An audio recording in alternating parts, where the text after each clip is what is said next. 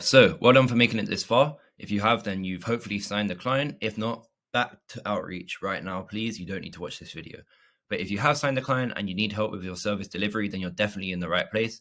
This video is going to be really valuable because I'm going to be going over how to create the first campaign. And then in the next one, we're going to go into more details about the ad set and the ad from there. But before I start, I just want to show you some of the results I've been getting from this method, which I guess I copied off people, but I also put my own spin on it.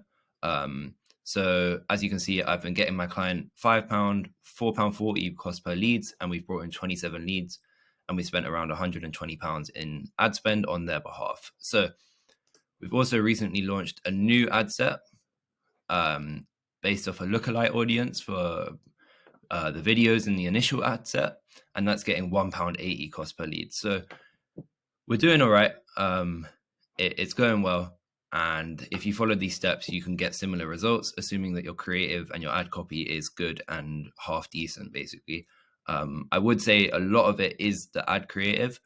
If you have a bad ad creative, it's going to be hard to get results. But nonetheless, this strategy seems to be working well for me. So if you're following all the episodes on how to create an ad creative, how to create ad copy, then you should be getting similar results for your client, which will allow you to scale your agency in the long term. So let me stop waffling and get into how you can create a campaign on your client's behalf. So assuming you followed the last video about getting access to the client's ad account and their Facebook page, then you're ready to go. You can get into this setting on Facebook. It's the ads manager. And this video is going to be really short because all I'm showing you is how to create a campaign. So if you're not clued up on ads, on Facebook ads, then there's three main parts you need to know. You've got your campaigns. Beneath your campaigns, you have your ad sets where you choose the audience which you're going to be targeting. And then beneath the ad sets, you have ads in each ad sets. I think of it as like folders. So you have your main folder, your subfolder, and then more subfolders are the main ads, which are actually going to be going out to people. But the campaign is just the overview, the big folder. So yeah, let me stop talking and get into this. So the first thing you're going to want to do is press create. And assuming you're doing local lead gen, which is what this video is going to be all about, you want to press leads when this comes up, and I just leave this. You don't need to, the one thing I found with Facebook is you don't need to mess around with loads of little settings. Just go with the ones that they're mainly recommending, apart from a few, which I'll mention in the following videos. But for lead gen, obviously you want to click leads and then you want to press continue. Now, it does say tailored leads campaign. I don't know if you get this. Some people might not. It will just go straight into the manual one. I have never used tailored leads campaign. That's quite new to me. So I'm going to just carry on doing it how I always have and click on manual leads campaign because I know what I'm doing. And I think this is more for people that are not quite 100% sure with the settings. And it could work for you, but I can't teach you that. And I'm not going to be able to show you how to do this properly and get the results I've been getting because I don't really know how it works. So you're going to go on manual leads campaign just because that's how I know, that's what I know how to do, and press continue. If this doesn't come up, then you're going to be brought straight into the following page, which will load in 1 second. And then this is going to show up on your page. All right, so the first thing you're going to want to do is name the campaign. So here I've typed in client's name. So you're going to just want to write in your client's name and then the name of your agency, like abbreviated.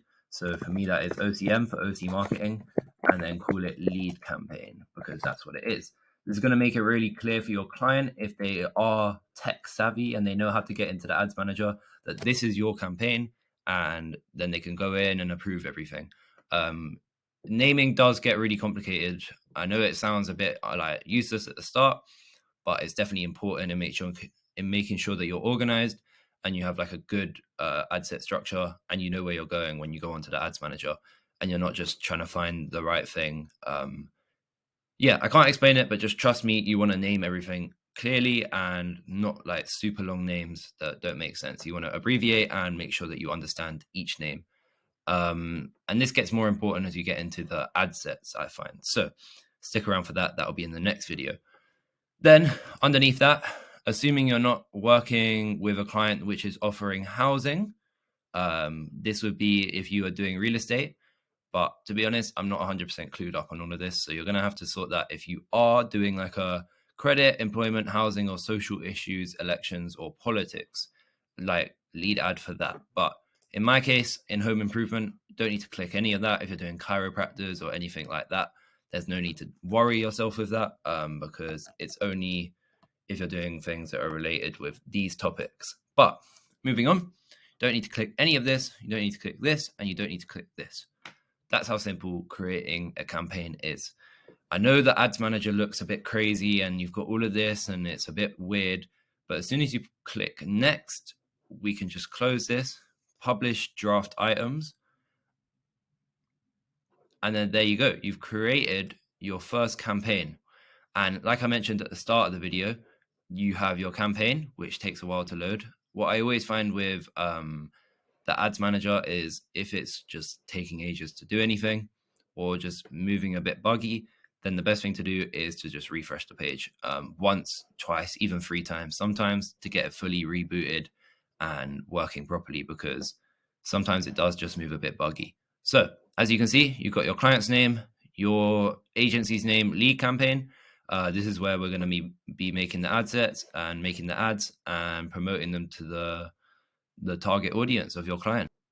So in the next video, as I mentioned earlier, we're going to be creating the ad sets. So if we click on the campaign, as you can see, we've gone into the ad sets section of this, and we're going to be creating a target audience for your client and putting in the area which we want to advertise in. So it's quite going to be like a quite complicated, well, not complicated, but quite detailed video.